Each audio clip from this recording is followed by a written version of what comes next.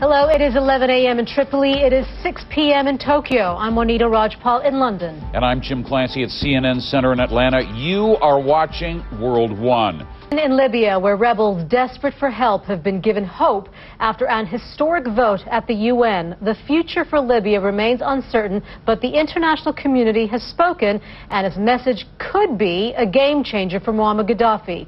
Senior UN correspondent Richard Roth has details on the diplomatic action from New York.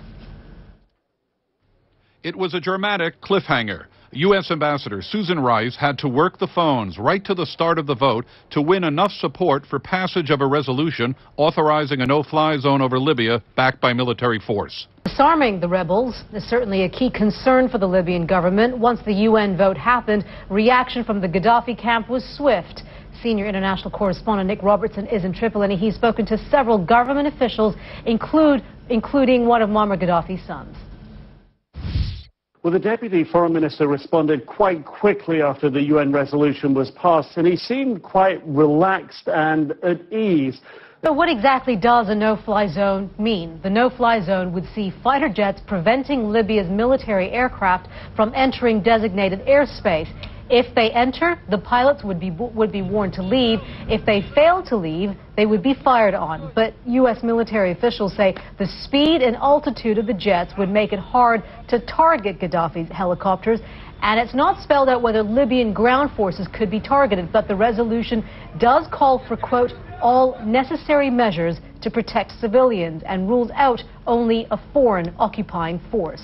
In 30 minutes, we'll have a special report from John King. He takes a look at which countries backed the resolution and which didn't, as well as the options for international action from this point on. Jim, we want to take a look at what newspapers around the world are saying about the story in Libya. In the UK, The Guardian's headline says, Libya finally forces Barack Obama's hand as he goes for broke. It goes on to say Gaddafi acts like a bully and a coward, but he is full of bluster. Only a sudden bloody nose will convince him to desist. This he is probably about to receive, and the betting must be that once the revised odds become clear, those remnants of the Libyan army and security forces that have so far remained loyal will desert him too.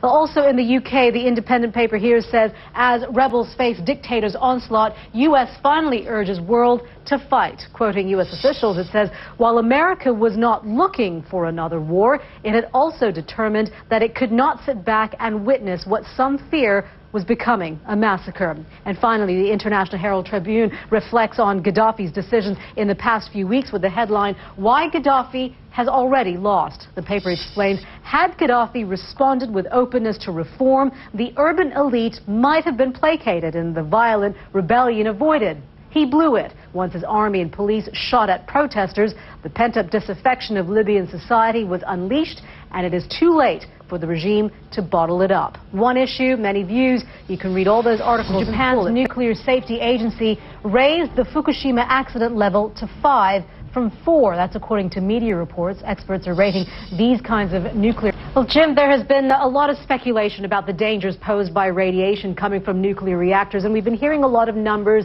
We've been hearing the term millisieverts and sieverts, and sometimes they get a little confusing, and we will continue to hear about millisieverts, but we want to give you an idea of just how it can affect the human body and at what point it becomes really serious. Now, a safe limit, they've been saying, is considered to be 50 millisieverts, and just to give you an idea, if you get a chest x-ray, that exposes you to about 6.8 millisieverts per hour. So this is just a fraction, and 50 millisieverts is still considered safe.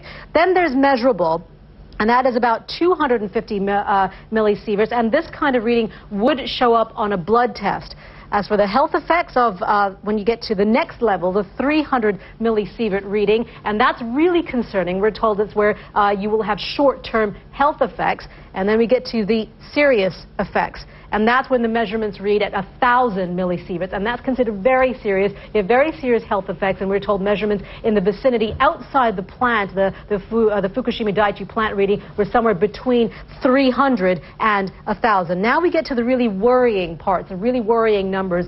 4,500 millisieverts, that is, again, the 1,000 millisieverts, again, we were saying it's very serious, but then we get to some really serious numbers here, and that's 4,500. That's a number that we will continue to keep looking out for, because that is considered the highest reading, that is considered very dangerous. Now, we are told that that there's a 50% chance of dying within 30 days of exposure if you are exposed to about 4,500 millisieverts within that vicinity.